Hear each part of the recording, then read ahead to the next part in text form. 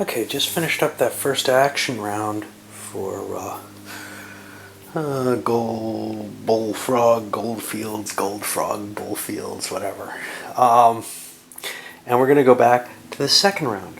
Now, here we are on the first player, and he's saying, "Damn, that was a smart idea to buy a second railroad, a second company. Do I want to do that? And if so, what do I want? Do I want to try to build a railway to help bonus my company? I've already got one coming at me. Or do I want one of these kind of far off companies that are left, either the Goldfield mines here or Gold Center mines over here, to try and maybe get that double mine bonus? Getting a railway right away, that'll help my mine, there's no question. But what about getting two mines? Somebody's already going to hook my one up. I'm going to do the same as the other guy did. I'm going to pick up the Gold Center mine.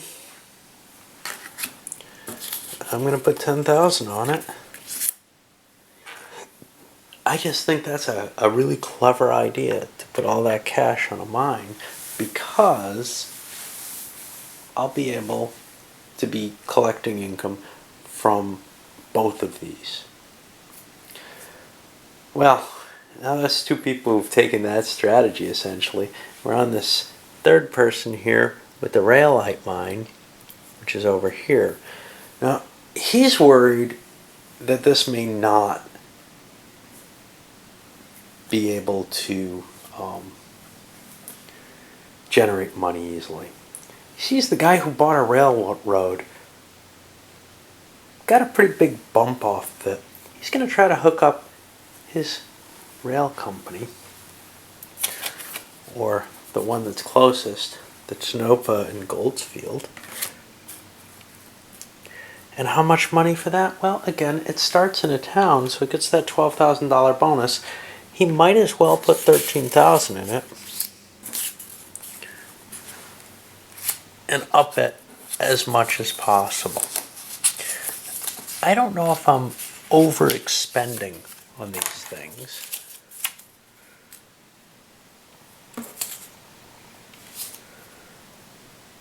He's got a pile of money left. What the hell? Oh, that was his money. Oh, shit. Okay. Let me get 2,000 more. I'm getting the money confused. Now, let's say he spent it. Now, that means he owes 15,000. Well, there's 5. We'll get this and the 2 tens over there. 1 here, 1 here. So he actually still has a pile of cash left. He was kind of looking at the bonus of having extra money early on. But buying that railway seems like a cool idea, to tell you the truth. And he gets all these train counters over on his company. And one of them is already here. One of them is going to go here at that $25,000 buck. What he doesn't want to do is he doesn't want to build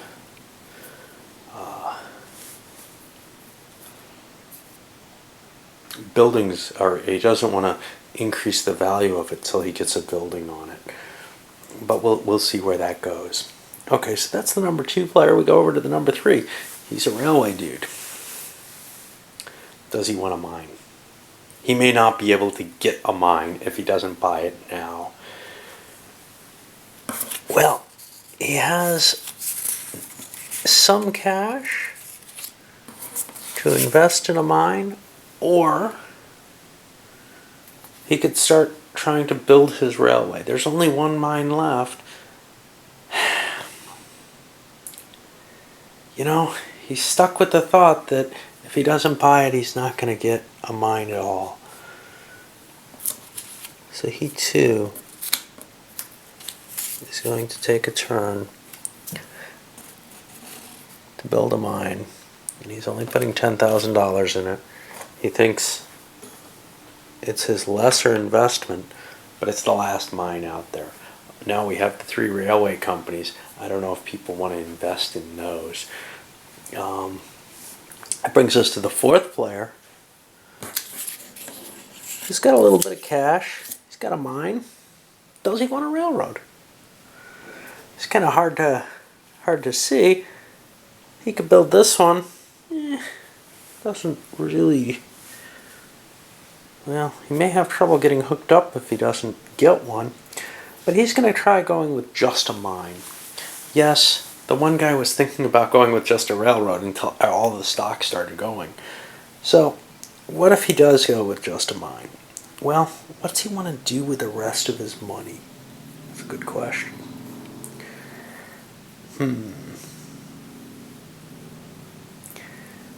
He'd like to build a building, but he can't really do that yet.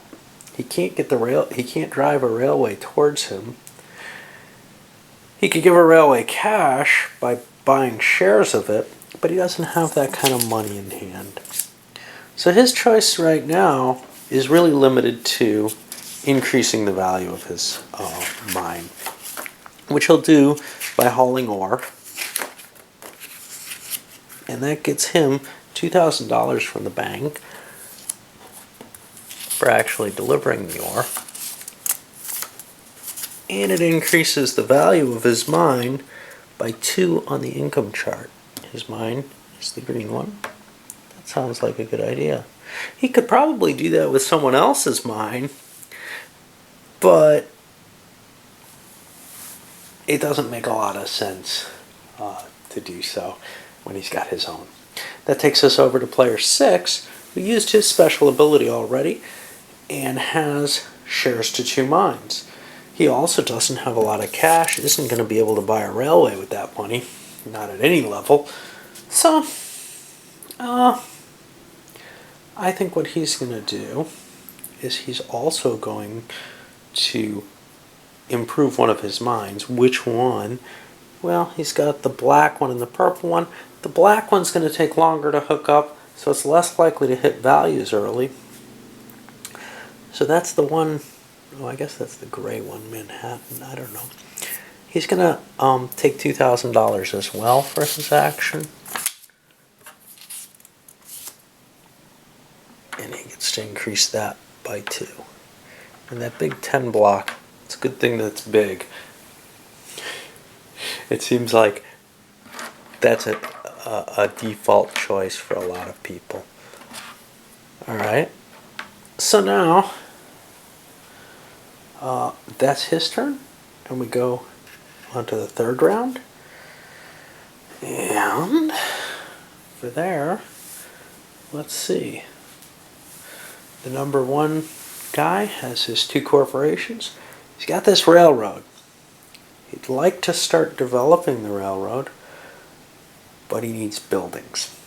He needs buildings pretty badly.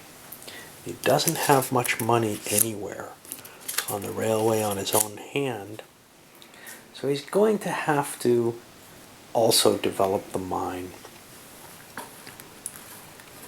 Oh, he's got 2 mines. Well, he also would like buildings, but it's not a necessity. The yellow one's going to be later, so he'll develop that one for $2,000 and up its value. Now we go back to 2. He's the smelter owner. He needs to get buildings on his railway. That's probably his biggest goal right now. He doesn't have a lot of money, but taking a loan out to build buildings seems like a good move. Now, it's only going to Well, he's got a town here. It's only going to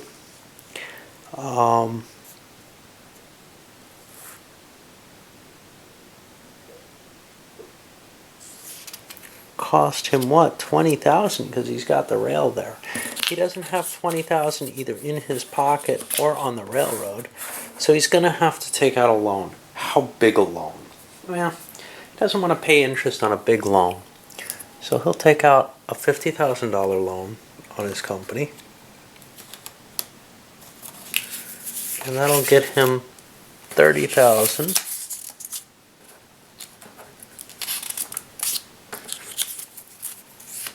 And a little building. And he'll build that building over here. And that's going to increase so that he can go past this one space and up to $50,000. Did I cheat stock value limitations? Yeah, it's only to exceed. Okay. So now, having built the building, that's going to be causing an increase there. Let's see of what.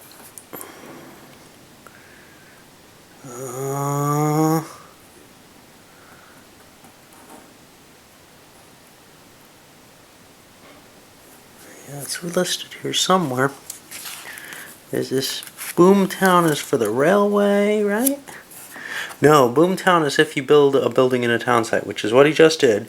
He's got a single connected railroad. So his railroad's going to go up $12 just for building that. So that puts it way up here. That's not going to help any mines because there are none within 2 of this town. But he's increased the income potential of his railroad. What he hasn't done is built any track yet. And that's okay. We'll see how this all works out, right? He was number 2. Now we go to number 3, who's going to be the railroad commissioner. Now, he got into this in order to build track more cheaply. But he's got a problem. His problem is his track is going to be cheaper, but he can't really get anywhere with it because he needs to build a building. Well, he may not be the railroad commissioner next time, so he's going to build track. Track's expensive, especially in the mountains up here, but where it's not expensive is trying to drive up to here, or maybe to this building. The building looks very attractive, so he wants to build track to that. It only costs $10,000 per clear terrain space, and I don't think there's a cost for connecting with another rail. Right, is there? I remember something like this.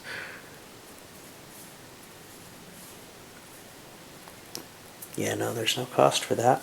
So he's going to take advantage of that. Now that's going to cost him $10,000, $20,000, $30,000, $40,000. The company certainly doesn't have $40,000 on it. So it's time for him to take a loan as well, and or a bond, and he'll put out a $50,000 bond. That'll get him $10,000 back. But he also gets a $2,000 decrease on each rail lay, so that's $8,000 more back. So if he pays $2,000, he gets another $10,000 back, and lays these tracks. 1, 2, 3, 4, towards his own corporation. Now he's just sort of shunted all these people who built companies expecting his track to connect to them. He's also gotten a building, which increases his value, but he's connected up a train to a town. So he's going to go up by 6, and he's going to take green down by 6, making them even. And he's just grabbed sort of green's advantage for that building, as well as getting the stock value that green had there. Oh, what about the building itself? Boomtown is only for someone who's connected at the time. So it doesn't help red to connect up to it at this point, except for connecting a town. So that was player 3. Now we go to player 4, who's this assayer. And he's got the Bullfrog mines and is kind of cursing his luck here. Now, he has enough money to start another railway, or to start a railway. And he's thinking that maybe controlling that yellow railway and paying the extra money to bust through Death Valley may be his only real way of saving himself here. He doesn't have quite enough money to build a building, even if there was a rail going through there. So I think what he's going to do is he's going to buy this railroad company.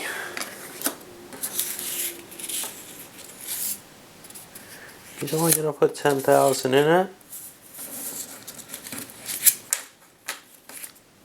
because he's kind of confused why people put so much cash into their railroads. And that'll be 10 plus 12 is 22.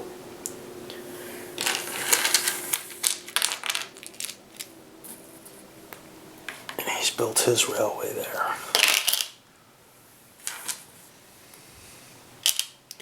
That's player 4.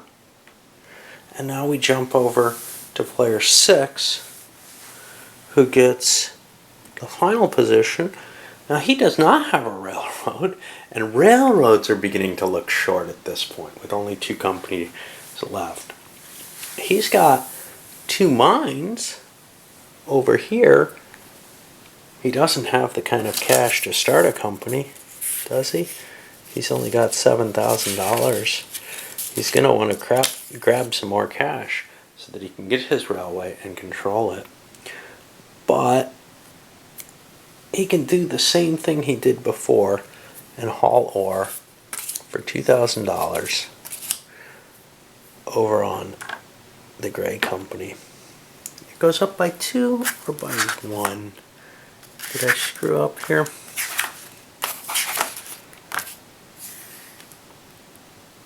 Two on the income track, yeah. So he made some cash and improved his mine by a little bit. Now somebody has an action. The assayer has an action at the end of the cycle. Well, he's got a few choices. He could try to improve Bullfrog, but it seems more important to me to do something to be able to help his railway a little bit. Right now, is that building a building? Or is it building track? Track's kind of expensive for him. He'd like to hook up. What's track going to cost for Death Valley? That's $30,000 a pop. So that would cost him $60,000, $70,000 to get here. He's going to need a building in order to take advantage of when he hooks up that next town or the mine or anything.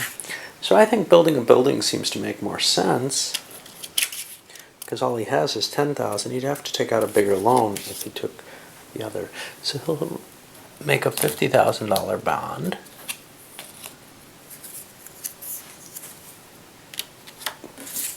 Because he doesn't have enough cash to build anything. With a $50,000 bond, he builds a building. That gives him the Boomtown bonus, which is, what, 12,000, huh?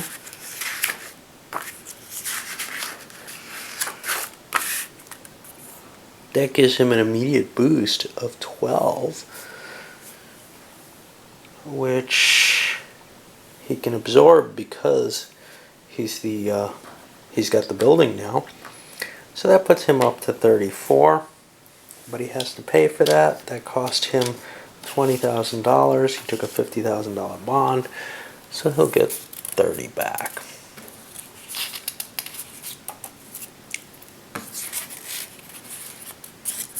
And this paper money is wonderful. Very, very nice quality, pretty. It reminds me of the Mayfair bills, but it is still kind of annoying to deal with new paper money that, you know, hasn't been handled enough to have a little bit of play to it. All right, so that's 3 rounds of this. Now what? Now we hit the income phase. And at this point, it doesn't really matter who we start with. We'll start with this dude. We develop the mines, and they draw a chit. And green goes up by 2. This is now gone. It's out of play because it's a shallow mine. This one goes up by 7, this Bullfrog. Oh, wait. 2 was the black one, not the green one. 7 is this guy. And he's getting close to that 25. Now we'll go to the red one, Silver Peaks. That also goes up by 7. And then Gold Center, that's the yellow one, only goes up by 3.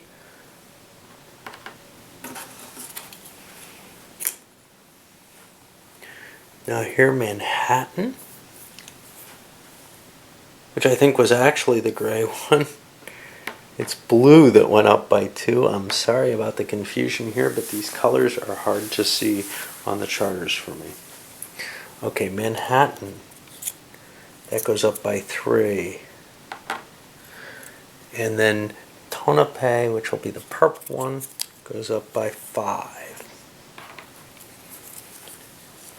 And finally, we have one last mine, the orange one. Goldfield goes up by 3. And now what? Well, now we collect income. And everybody's going to collect income for their companies, but not the trains because they're not connected to any mines yet. Equal to the income position. And I'll come back after I hand that money out because I don't think you want to watch me fumble with money that much. So I didn't actually need to step away, I guess, because after paying out the income, which is simply the value on all the things sit on, except for the railroads, none of which have connected up. All the mines get the income. Then we just followed a simple procedure here. Interest was paid. All the loans had to pay an interest $5,000 because they're $50,000 loans. Then the railroads have an option to buy off their loans, their bonds. And none of them have the cash to do that. They needed those bonds, so they're not going to have that because they aren't making any income. Then we go to pay dividends, and here every single one of the mines paid out dividends, equal to 1/3 of its cash on hand, because there's only one share out for each company. That gives them some operating money. None of them had enough money to build a building outright in this upcoming turn, so it seemed worth it to get cash into the players' hands, even if it's unlikely that a player is going to build a building out of pocket money at this point. Although one person, no, these were built by railroads. Yeah, I mean, building those mine buildings is a painful hit to do it out of pocket. I mean, you don't want to pay $30,000 out of pocket, right? So taking a little bit of money out of the mines seemed more valuable than trying to improve them at this point, especially since there just wasn't the cash on board the mines. And if you have cash in pocket, you can buy another share of your mine, get more cash into the mine at that point, and then buy your building with the mine itself. We'll see how that works out and who chooses to do that. Obviously, sinking a lot of money into a mine that was started early in the game, and they all were started in the first turn, could be a risky position. It's kind of a crapshoot at this point which mines are going to do well, which aren't, because it's all really up to what the deep dig tiles come up with, whether or not they're, who's going to survive, who's not. So counting on your mine to be your money maker is going to be a tough call. People who have a railway as well are going to have that as a second route for improving their position. And somebody who has 2 mines has an interesting position where one of the 2 might survive while the other one's going to go bankrupt or whatever.